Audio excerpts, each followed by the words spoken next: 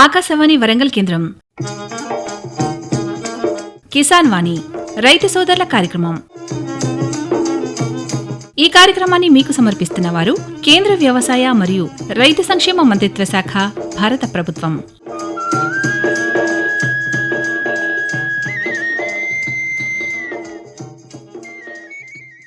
ఈనాటి కిసాన్ వాణి రైతు సోదరుల కార్యక్రమంలో వేసవిలో ఎండ తీవ్రతలో కోళ్ల పెంపకంలో పాటించవలసిన యాజమాన్య పద్ధతులు ఈ అంశం గురించి మామనూర్ పశు వైద్య కళాశాల assistant professor doctor K Prashanth Kumar గారితో పరిచయ కార్యక్రమం వింటారు. అనంతరం రబీ వరి సాగులో అనుభవాలు, హాసంపర్తి మండలం రెడ్డిపురం గ్రామ రైతు పరశురాములు గారితో పరిచయ కార్యక్రమం వింటారు. శ్రోతలు ఇప్పుడు కొన్ని ప్రకటనలు వింటారు.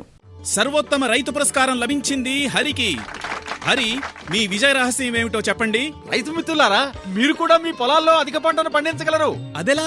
ఎప్పుడు ఏ సమస్య వచ్చినా వెంటనే కలపండి ఈ నెంబరు 1800 ఇది ఎవరి number Babu? Kisan call centre the. అక్కడ విశేషజ్ఞులు మీ పొలం సమస్యలకు వెంటనే పరిష్కారం చెప్తారు. అదేంటయ్యా, విశేషజ్ఞులు అన్ని సమయాల్లోనూ దొరుకుతారా? తప్పకుండా దొరుకుతారు. ఏడాదిలో 365 రోజులును, అది కూడా ఉదయం 6 గంటల నుంచి రాత్రి 10 గంటల దాకా. మరైతే ఎక్కువసేపు మాట్లాడితే డబ్బు చాలా అవుతుందిగా. ఖర్చు లేనే లేదు. మొబైల్ పై గానీ ఇతర ఫోన్ తో కానీ కిసాన్ కాల్ సెంటర్ కి ఉచితంగా కాల్ చేయవచ్చు. సలహాకి కూడా ఖర్చు ఉండదు. నిజంగా? 16 అణాల నిజం. రైతు సోదరులారా, పంట సమస్యల గురించి మీ భాషలో వెంటనే సమాధానం కోసం పూర్తి భారతదేశంలో ఏ ఫోన్ నుంచైనా జాతీయ హెల్ప్ లైన్ నంబర్ 1800-11800-1551తో ఉచితంగా సంప్రదించండి. రైతు మిత్రుడు కిసాన్ కాల్ సెంటర్. ఇప్పుడు వినండి, వేసవిలో ఎండ తీవ్రతలో కోళ్ల పెంపకంలో పాటించవలసిన యాజమాన్య పద్ధతులు ఈ అంశం గురించి మామనూర్ పశు వైద్య కళాశాల assistant professor doctor K Prashanth Kumar గారితో పరిచయ కార్యక్రమం. పరిచయకర్త అర్షం సదానందం గారు. ఈరోజు మామనూరు పశు వైద్య కళాశాల కోళ్ల విభాగం శాస్త్రవేత్త డాక్టర్ ప్రశాంత్ కుమార్ గారు మన ఆకాశవాణి స్టూడియోలో ఉన్నారు. వారి అయిన విలువైన సలహాలు, సూచనలు అందించడానికి మన ముందుకు వచ్చారు. నమస్కారం అండి ప్రశాంత్ కుమార్ గారు. నమస్కారం సార్. ప్రశాంత్ కుమార్ గారు, వేసవిలో ఎండ తీవ్రతను తగ్గించే విధానాలపై మరియు కోళ్ల సస్యరక్షణ అనే అంశం మీద మీదైన సలహాలు, సూచనలు అందించండి. రైతు సోదరులందరికీ నమస్కారం. ఈ కార్యక్రమంలో మనం వేసవి కాలంలో కోళ్ల పెంపకంలో అనగా వాణిజ్యపరంగా పెంచే కోళ్ళు అనగా లేయర్ కోళ్ళు మరియు బ్రాయిలర్ కోళ్ళు, అలాగే నాటుకోళ్లను కూడా పెంచుకునే రైతు సోదరులు ఎంతో మంది ఉన్నారు. సో ఈ నాటుకోళ్ల పెంపకంలో వేసవి కాలంలో ఎదురయ్యే ఇబ్బందులు, వాటిని అధిగమించడానికి కావాల్సిన జాగ్రత్తలు ఏంటో మనం ఈ ప్రోగ్రాంలో తెలుసుకుందాం. సో సాధారణంగా వేసవికాలం అనగానే మనకు చాలా ఇబ్బంది కలిగించేది ఉష్ణోగ్రత, ఎండ. సో గడిచిన 5 సంవత్సరాలుగా మనం చూసుకున్నట్లయితే ప్రతి సంవత్సరం ఎండ తీవ్రత అనేది పెరుగుతూనే ఉంది. సో ఈ అధిక ఉష్ణోగ్రతలు పాడి పరిశ్రమకు, కోళ్ళకే కాకుండా పాడి పరిశ్రమలో ఉన్న ఆవులు, బర్రెలు కావచ్చు, ఆవులు కావచ్చు, మేకలు, గొర్రెలు ఏవైతే ఉన్నాయో అన్నిటికీ ఎక్కువగా నష్టాన్ని కలుగజేస్తాయి.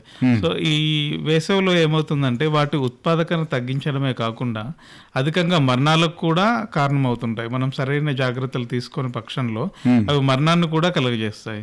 సో ఇప్పుడు మన దక్షిణ భారతదేశంలో చూసినట్లయితే ఈ వేసవి అనేది మనకి ఫిబ్రవరి 3వ వారం లేదా 4వ వారం నుండి జూన్ అయిపోయేంత వరకు, జూన్ ఆఖరి వరకు ఎండల తీవ్రత అనేది అలాగే కొనసాగుతుంది. సో ఈ ఎండ తీవ్రత అనేది, వేడి ఉష్ణోగ్రత పెరగడం అనేది కోళ్ల పరిశ్రమకు తీవ్రమైన నష్టాన్ని కలుగజేస్తుంది. సో ఇప్పుడు మనకి మిగతా కోళ్లలో ఎందుకు ఎండ తీవ్రత ఎక్కువగా ఉంటుంది అంటే, మిగతా జంతువులతో పోల్చుకుంటే ఈ కోళ్లలు మిగతా జంతువుల్లాగా స్వేద గ్రంథులు అనేవి కలిగి ఉండవు. సో దీనివల్ల ఏమవుతుందని అంటే అవి అంత తొందరగా ఈ ఉష్ణాన్ని, శరీరంలోని వేడిని బయటికి పంపలేవు. సో అదనంగా వీటికి స్వేద గ్రంథులు లేకపోవడం ఒక రీజన్, ఒక కారణం. దాంతోపాటు శరీరం పైన ఈకలు ఉండడం మరియు కొవ్వు అనేది మిగతా జంతువుల్లాగా కండరాల మధ్యలో కాకుండా చర్మం క్రింద అవయవాలకు పైన ఉండడం వల్ల ఈ ఉష్ణాన్ని అంత తొందరగా సులభంగా బయటకు పంపించడం జరగదన్నమాట. ఎండ తీవ్రతలో కోళ్ల లక్షణాలు ఎలా ఉంటాయో చెప్పండి. మరి మామూలుగా ఎండ తీవ్రతను మనం ఎలా గుర్తిస్తాము అని అంటే, ఈ కోళ్ళు లోపల ఉన్న వేడిని బయటకు పంపించడానికి నోరు తెరిచి ప్యాంటింగ్ అనే ప్రక్రియ ద్వారా వేడిని బయటకు పంపిస్తాయి. మామూలుగా వేడిని బయటకు పంపించడానికి 3 రకాల జీవక్రియలు ఉంటాయి కోళ్ళలో. దాన్ని మనం రేడియేషన్, కన్వెన్షన్, కండక్షన్ అని అంటాం. మామూలుగా ఉపరితల చల్లగాలి కోడి శరీరానికి తాకినప్పుడు ఆ ఉపరితలం ద్వారా ఆ చల్లని గాలి శరీరానికి ఉన్న వేడిని తీసుకెళ్లిపోతుంది. ఇదొక ప్రక్రియ. ఇంకొకటి తన చుట్టూ ఉన్న గాలి కదలికలతో వేడిని తగ్గించుకుంటుంది. ఇదొక ప్రక్రియ. దీంతో పాటు కోళ్ళు మీరు సరిగ్గా అబ్జర్వ్ చేసినట్లయితే, పరిశీలించినట్లయితే వేసవి కాలంలో కోళ్ళు రెక్కలను విప్పుకొని ఏదైనా కింద నేలకు కానీ అక్కడ ఉన్న చల్లని వస్తువులకు కానీ దాని శరీర భాగాలని తాకించి ఉంచడం వల్ల వీటి శరీరంలో ఉన్న వేడిని వాటికి ప్రసరించడం జరుగుతుంది. సో ఈ ఉష్ణోగ్రత ఎక్కువగా ఉన్నప్పుడు కోళ్ళు నోరు తెరుచుకొని అధికంగా శ్వాస తీసుకుంటాయి. దీన్ని మనం పాంటింగ్ అంటాం. సో ఈ పాంటింగ్ ద్వారా లోపల ఉన్న నీటిని వినియోగించుకొని శరీర ఉష్ణోగ్రత అనేది తగ్గించుకోవడం జరుగుతుంది. షెడ్ యాజమాన్యంలో తీసుకోవాల్సిన జాగ్రత్తలు ఎలా ఉంటాయో చెప్పండి. మరి మనకు ముఖ్యంగా ఈ వేసవిలో తీసుకోవాల్సిన జాగ్రత్తలు 3 విధాలుగా ఉంటాయండి. అదేంటంటే, ఒకటి షెడ్ యాజమాన్యం అంటారు, రెండవది దానా యాజమాన్యం అని అంటారు, మూడవది నీటి యాజమాన్యం, నాలుగోది ఆరోగ్యపరంగా తీసుకోవాల్సిన జాగ్రత్తలు. సో షెడ్ యాజమాన్యానికి వచ్చేసరికి మనకి వేసవి సమీపించే ముందే రైతు సోదరులందరూ అప్రమత్తమయ్యి మనం షెడ్డులో వాటర్ ట్యాంకులు కానీ, మనం మామూలుగా కోళ్ళ షెడ్లలో నిపుల్ లైన్స్ అంటాం, డ్రింకర్స్ అంటాము, నీటి తొట్టలు అంటాము, వీటిని క్లీన్ చేసుకోవాలి, శుభ్రపరచుకోవాలి. ఈ శుద్ధ చేరి ఈ నిపుల్ లైన్స్, వాటర్ లైన్స్, ట్యాంకులు అనేవి ఏంటంటే బ్లాక్ అయిపోతుంటాయి. దీనివల్ల వాటర్ పంపడానికి, నీళ్లు పంపించడానికి కావలసినంత ప్రెషర్, పీడనం అనేది వాటర్ లైన్లలో ఉండదు. కాబట్టి ముందుగానే మనం ఇవన్నిటిని శుభ్రపరచుకోవాలి. అదనంగా రేకులు, మామూలుగా మనం ఆస్బెస్టాస్ షీట్లు వాడతాము కోళ్ళ పరిశ్రమలో. సో ఈ రేకుల పైన సున్నం వేసుకోవడం, అలాగే దానిపైన గడ్డి లేదా చెరువులో పెరిగే తుంగని ఏర్పరచుకోవడం, అలాగే షెడ్ పైన స్ప్రింక్లర్లు, మనం మామూలుగా నీటిని పంపించి ఆ స్ప్రింక్లర్ ద్వారా షెడ్ రేకులకున్న వేడిని తగ్గించడం, ఇలాంటి జాగ్రత్తలు తీసుకున్నట్లయితే మనం ఒక 3 నుండి 4 డిగ్రీల ఎండ తీవ్రతని తగ్గించుకోవచ్చు. వాణిజ్యపరమైన కోళ్లలో ఎండ తీవ్రత ఏ విధంగా ఉంటుందో చెప్పండి. మరి చాలా చక్కని ప్రశ్న అడిగారు సార్. ఇప్పుడు మామూలుగా మనకు వాణిజ్యపరమైన కోళ్ళు అనగానే లేయర్ కోళ్ళు మొదటగా గుర్తుకొచ్చేది, లేయర్ కోళ్ళు, రెండవది బ్రాయిలర్ కోళ్ళు. సో ఈ 2 కోళ్ళను మనము పోల్చుకున్నట్లయితే బ్రాయిలర్ కోళ్ళలో ఎండ తీవ్రత అనేది చాలా అధికంగా ఉంటుంది. ఎప్పుడైనా ఎండ తీవ్రత అనేది కోళ్ళలో శరీర బరువు ఎక్కడైతే ఎక్కువగా ఉంటుందో అక్కడే ఎండ తీవ్రత, దాని ప్రభావం అనేది ఎక్కువగా ఉంటుంది.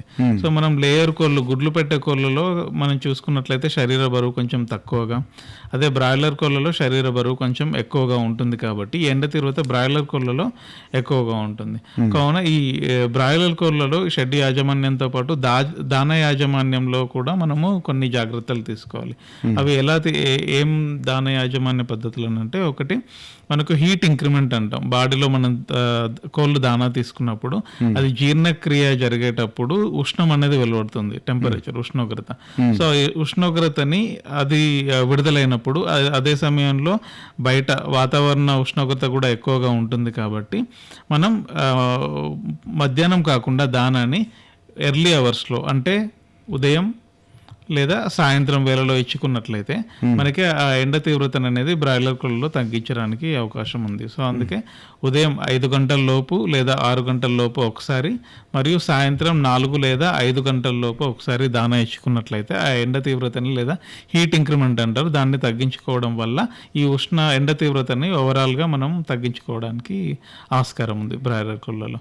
సో ఈ బ్రాయిలర్ కోళ్ళలో ఏమవుతుందని అంటే, ప్రధానంగా ఎండాకాలంలో దానా తినడం తగ్గుతుంది.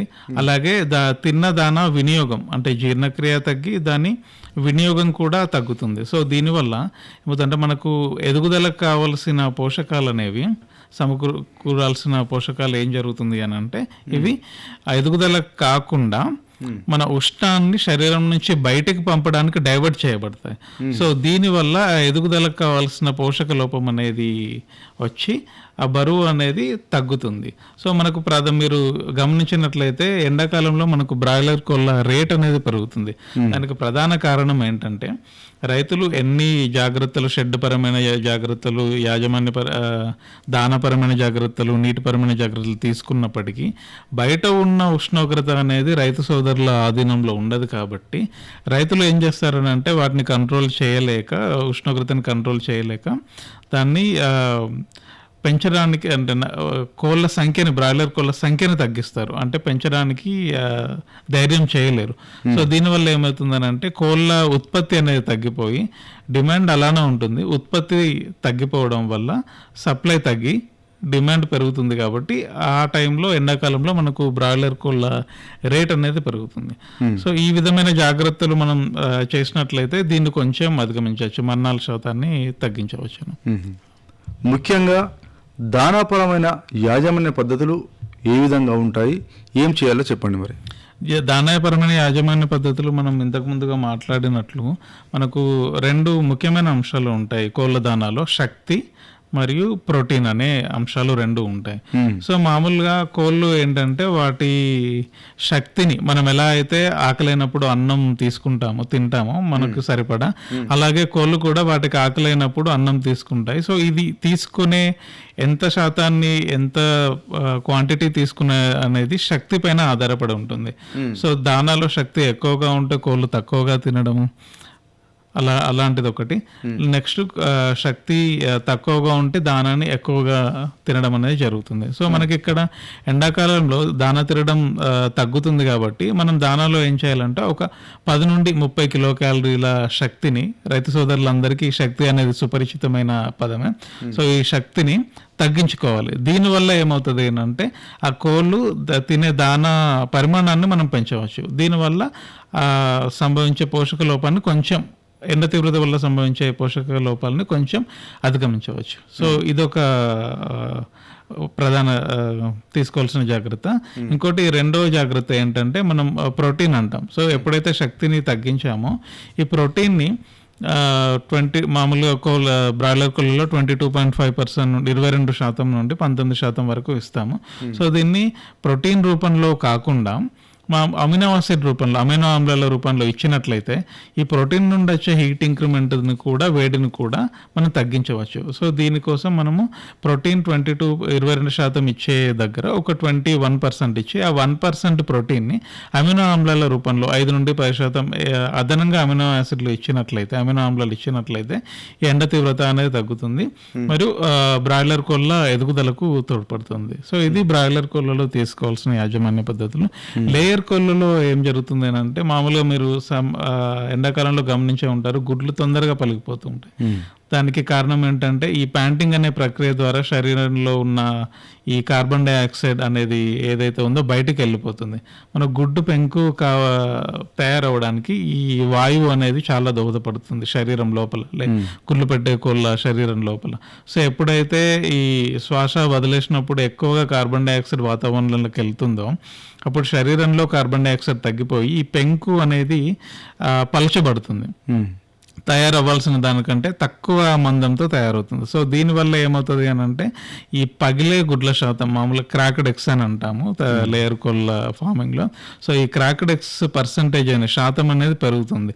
సో దీనివల్ల వినియోగదారునికి చేరుకునే లోపే గుడ్లు పలగడం వల్ల రైతుకి ఆశించిన స్థాయిలో లాభాలు రాకపోవచ్చు. సో దీనివల్ల నష్టం జరుగుతుంది. సో దీన్ని అధిగమించడానికి ఏం చేయాలి అని అంటే మనం ఈ తినే సోడా ఏదైతే ఉందో టన్నుకి 1 కేజీ నుండి 2 కేజీల వరకు మనం అదనంగా కలుపుకున్నట్లయితే ఈ పగిలే గుడ్ల శాతాన్ని తగ్గించవచ్చు, ఆ పలచని గుడ్ల శాతాన్ని కూడా తగ్గించవచ్చు. దీనివల్ల లాభాలు అనేవి మనం కొంతవరకు కంట్రోల్ చేయవచ్చు.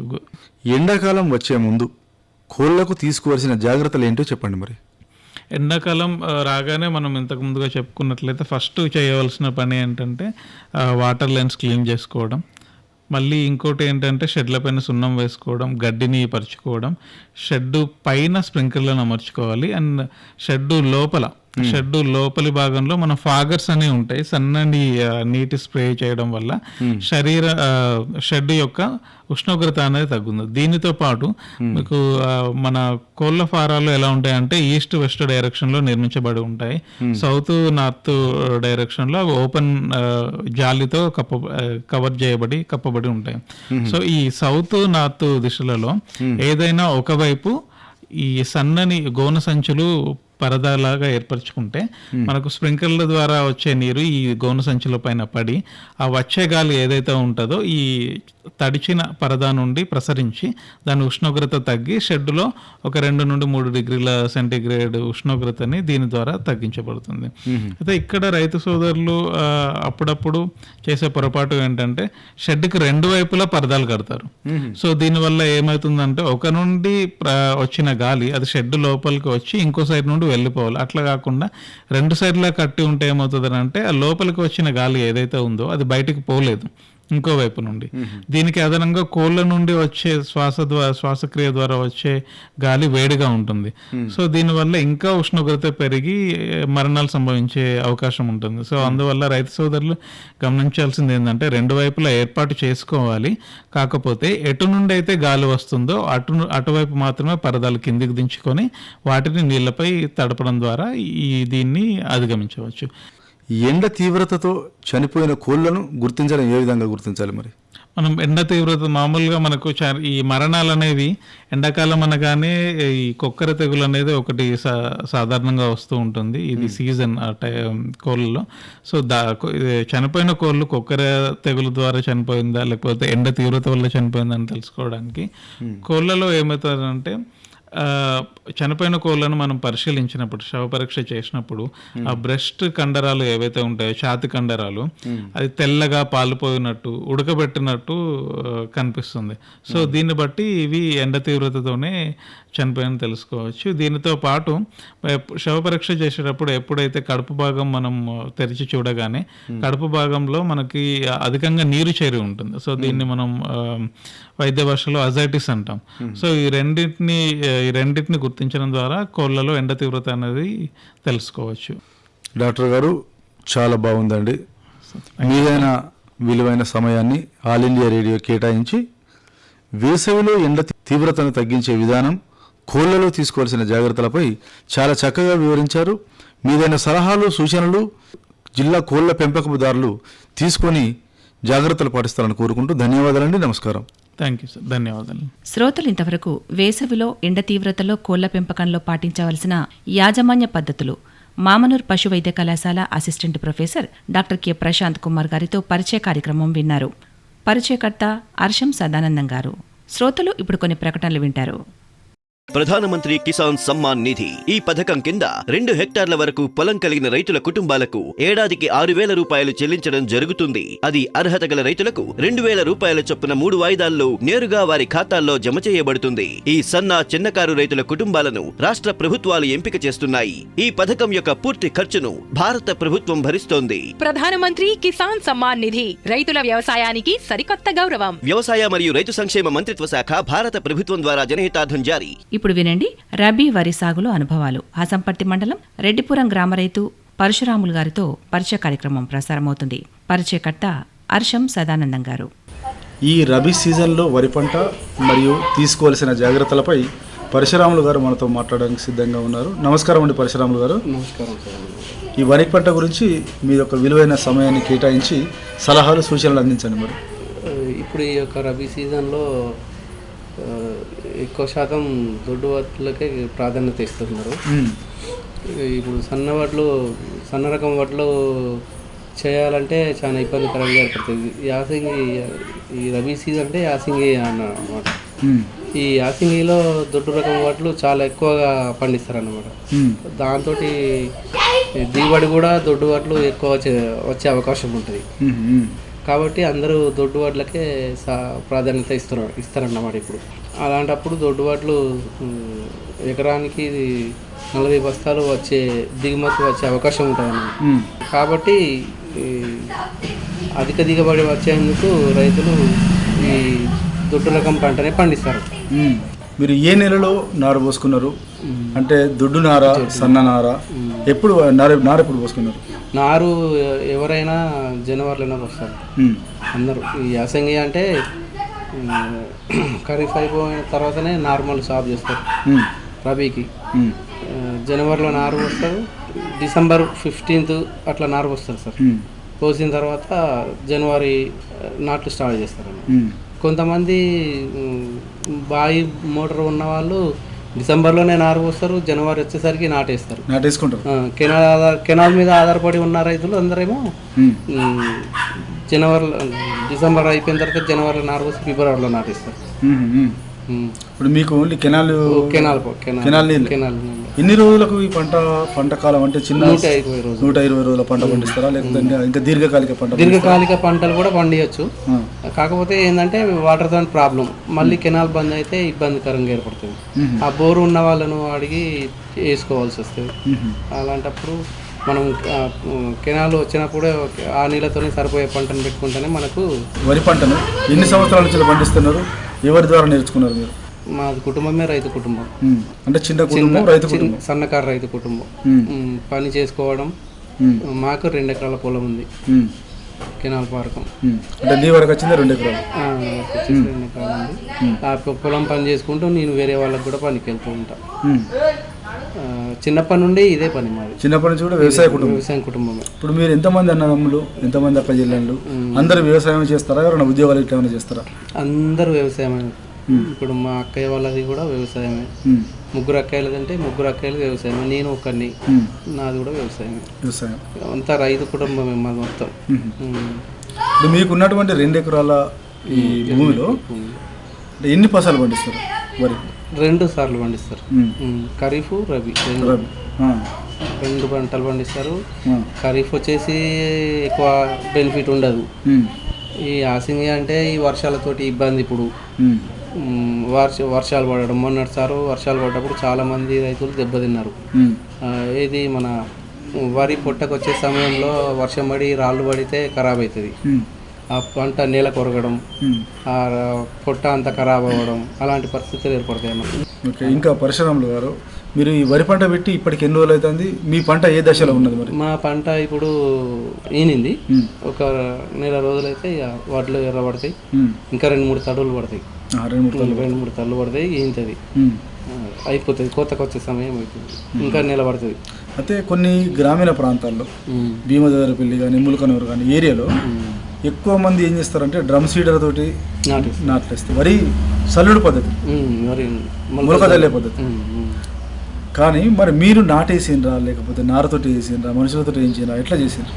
మేము డ్రమ్ సీడర్ వాడము. ఎందుకంటే డ్రమ్ సీడర్తో వాడితే దానికి మట్టి లేకుండా పెట్టెలలో, బాక్సులలో పెట్టి దానికి రైతులు ఇంకా అలవాటు పడలేదు. ఇక్కడ ఎక్కువ శాతం పొలాలు పనులతోటి మనుషులతోటి చేయించుకోవడమే అలవాటు. ఇక్కడ డ్రమ్ సీడర్ అలవాటు కాలేదు.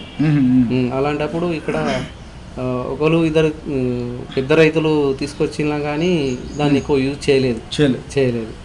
ఎక్కువ శాతం కూలీలతోనే వేయించడం జరుగుతుంది. మరి ఈ మొలక జల్లే పద్ధతి పద్ధతి చాలా సులభమే, కానీ పడని కాడ గడ్డి మొలిసి అధికంగా దెబ్బ తింటది. పడ్డ కాడనే పడతానే, పడని కాడ పడతలేదు. అంటే చల్లే విధానం కూడా ఏర్పడదు.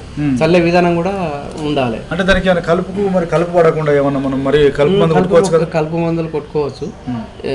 కాకపోతే కొంచెం పడని ప్లేస్లో కలుపు మందు కొట్టుకుంటే ఆ భూమి వేస్ట్ అవుతుంది. ఇప్పుడు నాటు లేని కాడ కలుపు మందు తీసేసుకో, కలుపు మందు కొడితే గడ్డి పోతుంది, కానీ భూమి ఖాళీగా ఉంటుంది.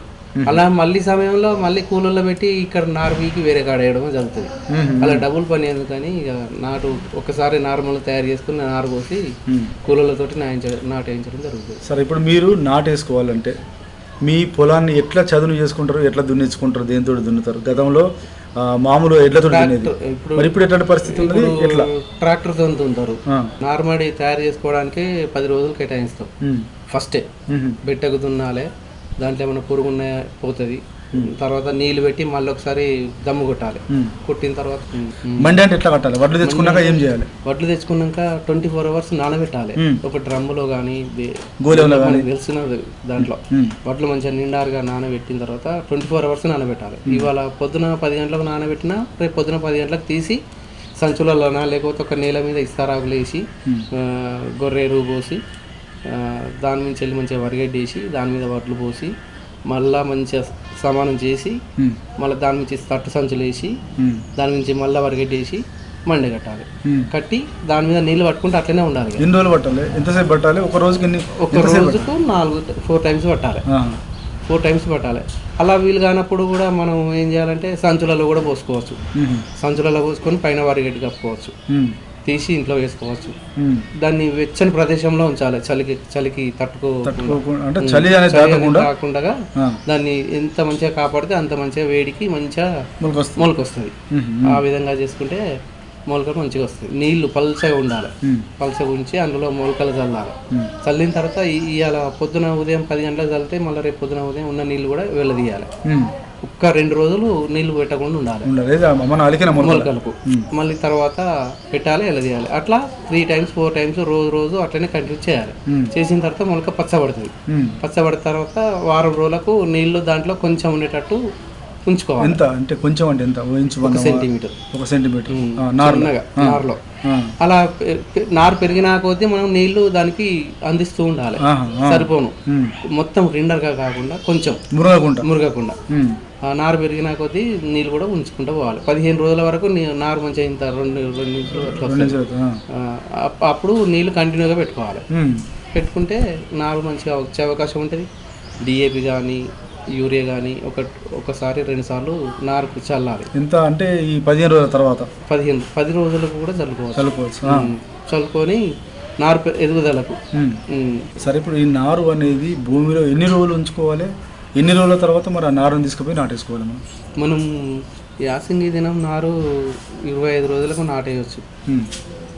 యాసింగ్ అయితే వానకాలం మీద 1 నెల రోజులకు కూడా వేసుకోవచ్చు. మనకు భూమిలో నారు అనేది ఎక్కువ రోజులు ఉంటే పంట కాలం ఏమైనా తగ్గుతుందా, లేకపోతే నాటేసినప్పటి నుంచి లెక్క ఉంటుందా? నాటేసినప్పటి నుంచి లెక్క ఉంటుంది. 120 రోజుల పంట అది. నాటు ఒక 20 రోజులలో చేతికి వస్తే నారు అంతే.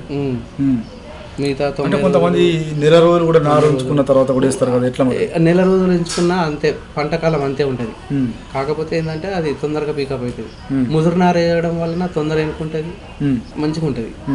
బాగా లేత నార వేసుకుంటే కూడా 21 రోజుల నుంచి స్టార్ట్ చేయాలి నారు.